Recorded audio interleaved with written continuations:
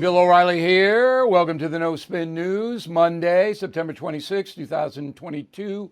Stand up for your country. First of all, I want to wish a Happy New Year to all our Jewish friends, all right?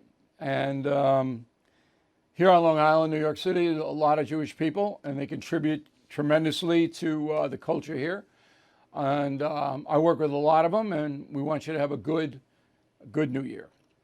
Now, every morning when I get up, I listen to the radio news on CBS. Not that I have any loyalty to CBS, although I used to work for them, local and national. They do a pretty good encapsulation in 6 minutes. So I pop it on and, just to see what they have and what's going on from their point of view. Well, today they hit the abortion issue, and I'm going, what is this? Abortion, yeah, Roe v. Wade, the Supreme Court, okay, but it's way down the list of things that are important to the American people if you believe the polling. Okay? So what is CBS Morning News doing? I think it was a second story. Oh, abortion, most Americans don't like the Roe v. Wade, it's going to influence the election. And I go, I don't know about this. And that is the subject of this evening's Talking Points memo. So the midterms are 43 days away, November 8th. And right now, the Democrats are in bad shape. I don't care what the polls say. The economy. Stock market's melting down now. Everybody's paying more for everything. Unemployment will start to rise soon. We're already seeing layoffs at major corporations. It's bad. It's really bad. And coming off a robust Trump economy that people don't even remember anymore, it's shocking that the Biden administration and Democrats have been so inept in running the nation's economy. So that's a fact. The economy is bad. They can lie all they want. They can blame Putin. They can blame COVID, and they are. But it's bad. Secondly, violent crime is bad, because criminals in major cities aren't being punished. Simple as that. And third, the southern border is ridiculous. It's beyond bad. It's ridiculous. It's absurd. Insane policy down there. Those are the big three, unless you're a zealot. And there are some, but they're not. Most people aren't abortion zealots. So when I see CBS concentrating so much on that, I go, there's a reason, because this gins up the Democrat vote. The abortion issue, Roe v. Wade. Now, even Jen Psaki, the former press spokesperson for Joe Biden, even she knows Biden is in trouble. Go. If it is a referendum on the president, they will lose, and they know that. They also know that crime is a huge vulnerability for Democrats. I would say one of the biggest vulnerabilities. And if you look at Pennsylvania, for example, what's been interesting to me is it's always you follow the money and where are people spending money. And in Pennsylvania, the Republicans have been spending millions of dollars on the air on crime ads against Fetterman, because that's where they see his vulnerability. Fetterman running for the Senate on the Democratic ticket in Pennsylvania. So Psaki, her analysis is correct, that Biden, he doesn't have any cachet. If he did, he'd be campaigning for Democrats. They don't want him. Most of the time you saw Biden out on a stump for a Democrat. They don't want him because he's unpopular. Another poll, ABC News, 56% of the majority of Democrats, 56% and a majority of Democrats don't want Biden to run in 24. All right, telephone poll, 1,006 adults, Democrats 28, Republicans 24, Republicans 41. Here is the question. Would you like the Democratic Party to nominate Biden to run for a second term, or would you like the Democratic Party to nominate someone else? Biden 35, other 56. 56! Those are Democrats. Not everybody was asked that question, just Democrats. 56% of his own party didn't want him to run. All right, on the other side, this is Republicans. Would you like the Republican Party to nominate Trump or someone else? Trump 47. So Trump in his own party is 12% more popular than Biden. Third question, do you approve or disapprove of the way Biden's handling his job? Approve 39%, disapprove 53%, no opinion 8%. I love the no opinions. You know. And finally, with all of this information, there isn't any hope. You would think that Joe Biden and the Democrats could stop a landslide against them on November 8th. You would think. Now, this is a crossroad election, and that's what the media doesn't want you to know. If the Republicans cannot win this time with Biden's incompetence, if they cannot win now, they're done. And let that sink in. They have to win. I believe they will win the House by a fairly large margin. Senate, there's some weak Republican candidates. That's what's holding it back in the Senate. All right, Joe Biden's schedule today. He shows up for work at 10:35. He comes back from Delaware. At 11:45, he meets and greets the Atlanta Braves, the World Series champs last October. And then he delivers some remarks, I don't know, about something that don't mean anything. And that's his day. Okay. All right, let's bring in a guest who knows a lot about the midterm elections. His name is John McLaughlin. You may know him. He is a super pollster. He's been doing this for more than 30 years. Just have a poll out today coming to us from New York. So, John, what's your headline in your new poll? I think the headline is the Republicans are ahead in the generic vote, 48 to 44, but they haven't passed 50%. And there's an 8% that's undecided. That the 8% that is undecided, 74% say the country's on the wrong track. You've got another 68% disapprove of Joe Biden, but they're not falling in for us. And the reason ties into your introduction here, where 2/3 of the undecided are women, and they're mostly independents and moderates, but 2/3 are pro-choice. So the abortion issue, as you said, CBS is highlighting the abortion issue. It's to stop the Republican landslide and slow it down, because the Democrats don't care about the top issue, which is the economy and inflation.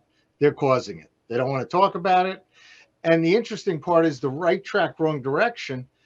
The right track is only 33%. The wrong direction is 62%. And we asked them a different question this month, where we asked, do you blame Joe Biden? Is this Joe Biden's fault? And you had only 67% said it was Joe Biden's fault. So that means 41% of the electorate thinks it's Joe Biden's fault. The rest, other things, the war in Russia, et cetera. So the Republicans are kind of letting Joe Biden slide. While Joe Biden pounds Donald Trump, while the Democrats pound the abortion issue, the Republicans are not pounding Joe Biden. The only one who is. How can you say, wait, John. How can you say that when Fox News pounds Biden every hour on the hour, talk radio pounds Biden, Wall Street Journal editorial page pounds Biden? I mean, who else is going to pound Biden? By the way, that's our universe. You're right. Yeah, that's it. And we're not a majority. So Republicans in this survey, only 36%. It's modeled after the 2020 turnout. So you got Democrats at 37. You got 51% who voted for Biden. Biden's job approval got better. He went from 55% disapprove last month, 60% disapprove in July, to now only 50% disapprove.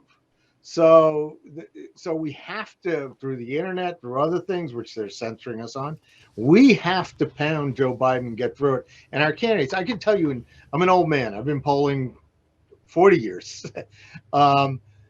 In 1994, when I was polling for the Republicans and Newt Gingrich for the Contract for America, at this point in time, most of our candidates had faces.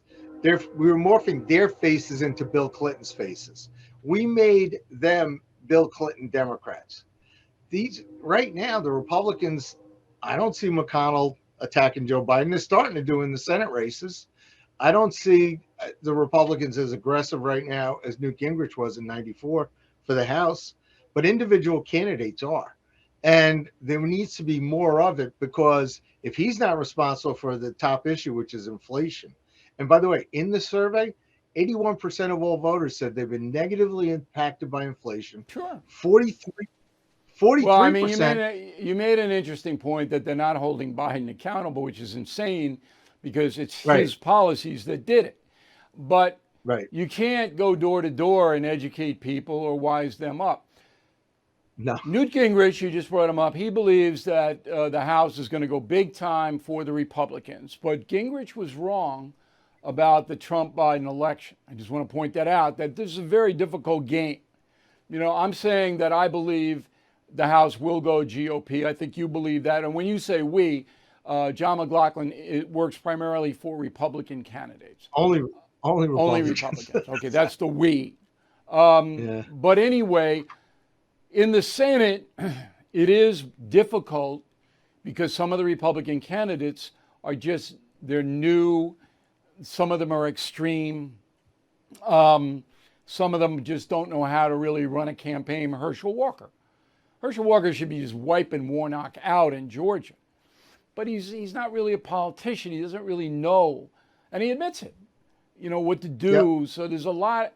But I'll tell you one more thing, and I think this is going to be the deciding factor, and I want to get your opinion on it. It's not all about the polling to me. It's about who's not going to vote. And I think a lot of minorities who voted for Joe Biden 2 years ago aren't showing up this time around because they're getting hurt and they're not happy. Right. And that's not going to show up in the polling. That suppression of the minority vote has a good chance to put Republicans over the top. Last word. I wouldn't call it suppression. I would call it disaffection. They're walking away. Because in that poll number I said, where 43% of all Americans say they're having trouble making basic ends meet, those are your working class Americans. And either they're going to vote Republican, or you're going to see African Americans, Hispanics, if they don't come out and vote, switch their votes to the Republicans, they may not vote. They'll walk away. Right. And they want to pay what it's costing them at the supermarket, what it's costing them to buy gas every day. People are deciding between gas and food for their, for themselves, for their family. Well, it's Putin's fault, though. That's the big issue. It's Putin. It's so ridiculous. Hey, John, nice to see you again. Thanks for helping us out. I hope you'll come back before the vote when you get new polling info for us, and we appreciate it. Do you care about your privacy? Giant tech companies and different alphabet agencies within the U.S. government are spying on our messages, abusing our privacy, monetizing our data. Frankly, you are probably not paying enough attention to what's going on, and neither am I. Secure, spelled S-E-K-U-R, has proprietary technology allowing you to send messages and emails encrypted and hosted in Switzerland. This means they are not subject to the Cloud Act. They're only subject to Swiss laws, which are some of the safest in the world. Secure is a company that actually cares about your freedom and privacy. That's why they built this platform and why they are sponsoring my program. Best of all, they are offering 15% off when you use promo code BILL. So please go to secure.com, that's SEKUR.com, use promo code BILL. For less than $10, you can get Secure today. Okay, so on the abortion thing, as John rightly pointed out, this gins up people who are very emotional about the pro-choice situation. Now, there are very, very strong pro-life advocates, and they are obviously not going to vote for Biden or the Democrats. But there are more people who are casual about it. What I mean by that is they're not invested in either side, and the press is trying to convince them that their rights are being violated, particularly women. That's what the press is trying to do. So the linchpin on all this is President Biden. This is very interesting. So Peter Doocy, you know him, he's the Fox News White House correspondent. He asked Karine Jean-Pierre about it. Go. Why not get into specifics? The Republicans are saying we don't want abortion after 15 weeks. Why can't you say how many weeks a president thinks the limit as you should be? know, Kevin McCarthy put out the GOP agenda. I'm not asking about Kevin McCarthy. I'm asking about Joe Biden and his position on abortion. How many weeks? Peter, I'm answering your question. What Republicans are trying to do is take us backwards. They're trying to take away the rights and freedoms of Americans. That's what we're calling out, and that's what we're going to continue to call out. So she wouldn't answer the question, which was a very simple one. Does President Biden have a time limit on abortion? That was Ducey's question. Yes, no, if so, what's the time limit? Jean-Pierre is not going to answer the question, okay? No matter how many times Ducey asks it, she's not going to answer it. And this is the frustration now because the Biden administration does this all the time on a variety of different issues. Now, the reason she won't answer is because Biden doesn't have any time limits on abortion. He now supports abortion up to birth for any reason. That's Biden's position, and he stated it. But it wasn't his position in the past. Roll the tape. I do not view abortion as a choice and a right. I think it's always a tragedy, and I think that it should be rare and safe. And I think we should be focusing on how to limit the number of abortions, and there ought to be able to have a common ground and consensus as to do that. So he's changed his position 180 degrees. Biden has, and this is a core, essential belief. This isn't the economy or anything like that. This is, he's a Catholic. The Catholic Church is against abortion. Everybody knows that.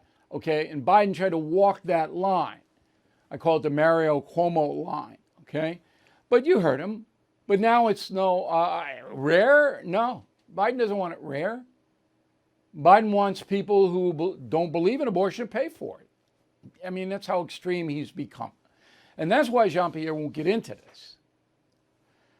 Okay, let's go to the 2020 election. Now, many of you believe that that election was corrupt. Okay, I said very early on the election was not going to be overturned. I remember when I said it, we lost about 1,000 BillO'Reilly.com premium members when I said it, but I was telling you the truth, as I always will. I don't calculate business interests when I speak to you, and I think you respect that.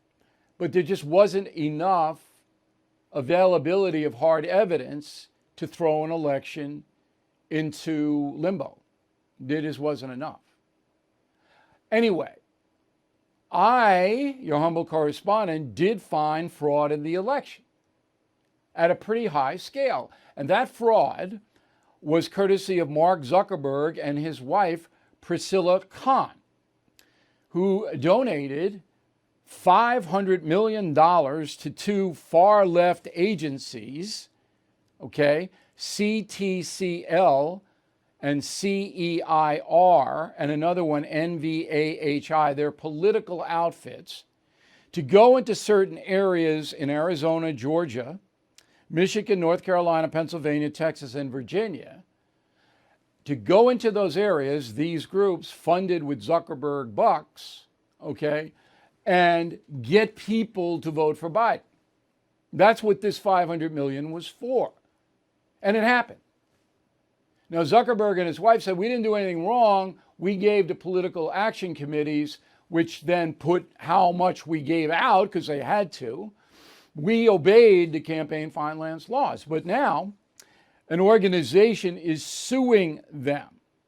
All right, the organization is the Center for Renewing America, CRA. This is created by a man named Russell Vogt, who is the director of the Office of Management and Budget under President Trump. So, Vogt left government service. He founded the Center for Renewing America, and they are suing the Zuckerbergs. Will they win the suit? Probably not, because Zuckerberg has lawyers all over the place that vet who he gives money to. But that never should have happened. And I'll just bring it down in case you forget my initial analysis so that you know. what I'm talking about. These 4 agencies got all this money from Zuckerberg and his wife. They hire people to go into neighborhoods in Madison, Wisconsin, Philadelphia, Pennsylvania, Maricopa County, Arizona. They hire professional people to go in and go door to door, knocking on the door, sometimes with the ballot. And the old lady answers the door and the person smiles and says, hey, have you voted? Can I help you? Oh yeah, you got to vote for Joe Biden. That's what it was. It's called retail politics. Now, when you sink 500 million in, you're going to get results. And those states were all, as you know, this close. Georgia, Pennsylvania, Arizona, Wisconsin. And that's what happened. But it's not illegal. So, the lawsuit's been filed. I don't think Zuckerberg will lose, but we'll follow it. On the same track, there is a bill in the Senate that would require dark money groups. That's what these groups said Zuckerberg gave to, in my opinion, by the way, were dark money groups. Even though they had to say where they got the money, you didn't know it until later. So dark money is people who give political donations, but you don't know who they are. So it's a little bit different than Zuckerberg. So there's a bill that would require all organizations that spend money on elections to disclose any donors who give them $10,000 or more. All right? They'd have to just put it right out there. Wouldn't have to wait. I like that law. I want dark money stamped down. Okay? I like it. Who voted against it? Every Republican in the Senate voted against it. Everyone. Why? Because Mitch McConnell doesn't want it. Mitch McConnell likes the dark money for some reason. Just thought you ought to know. The pendulum goes like this. Anybody who thinks that one political party is noble and the other isn't is out of their mind. That's why I'm a registered independent. AMAC, the Association of Mature American Citizens, is the leading conservative advocacy and benefits organization in America. I am an AMAC member, and you should be too.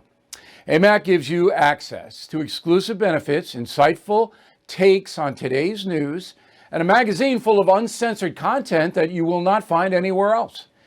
Most importantly, AMAC is working tirelessly to preserve the freedoms enshrined and secured by our Constitution. AMAC has become one of the most impactful organizations in America because more than just talk, AMAC gets things done. They are pushing back against the efforts to defund our police, weaken the borders, and replace your freedom with government control. But they need your help.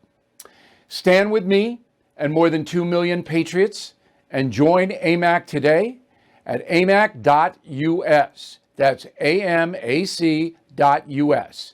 amac.us, and tell them O'Reilly sent you. Okay, here is the final thought of the day. As you may know, I'm doing a weekly show for Vidgo, and I just told you about Vidgo, called Shock and Awe. And this week we did one on the changing culture in America. And you know, everybody knows how dramatically it's changing. One of the groups that has got affected negatively by the culture change is blacks, black people, because of the disintegration of the family. Roll the tape. On the latest episode of Shock and Awe. There's no doubt about it that African Americans, and I've said this throughout my whole career, have a much tougher road than Caucasian Americans, Hispanic Americans, any other group. But the only solution to that is to get the 70% born in a single family home back down to a reasonable level, or it's just going to be a cycle. Because you have to have I think a father. I think that's one of the solutions. That's not the only solution, but I think that's one of the solutions. I think we have a complex problem of what I would call racial oppression in America. And you're not going to solve it with a simplistic solution. Shock and Awe with Bill O'Reilly. Available right now, only on VidGo. Okay, that was Dr. Benjamin Chavis, the former head of the NAACP. And of course, I disagree with Dr. Chavis. It's not a simplistic solution. It's a marshaling of an effort to tell African Americans that this fatherless home is not good.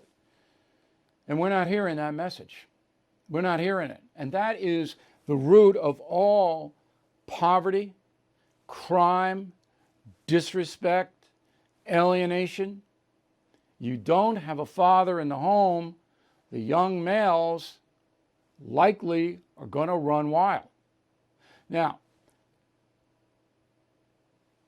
Benjamin, who's a good man, doesn't want that to be the focus of a reform campaign. He wants society to come together and solve the African American community's problems. That'll never happen. Never in a million years. African Americans have to solve their own problems. They have to start at the family level.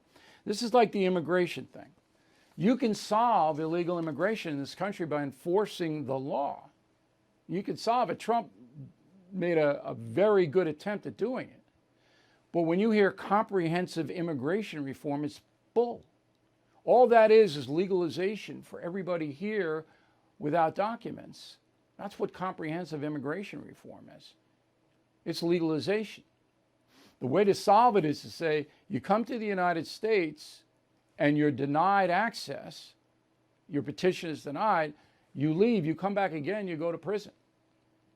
That's how you solve it. They're not going to do it. And the same thing in the African American community.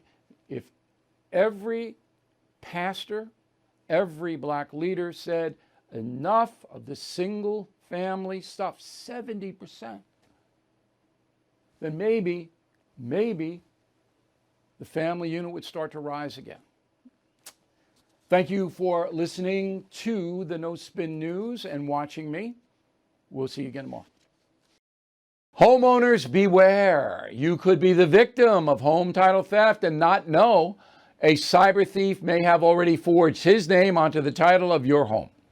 Please go to HomeTitleLock.com. Enter your address for your free, no obligation, home title scan and discover if a cyber thief is already camping out on your home's title. The title to your home is the only document that proves you own it. Once a thief forges your title, he can take out loans on your home or forge your name stating he's the new owner. So please make sure your home's title is securely in your name. Go to HomeTitleLock.com, use the promo code RADIO, enter your address for your free, no obligation home title scam. That's a $100 value free.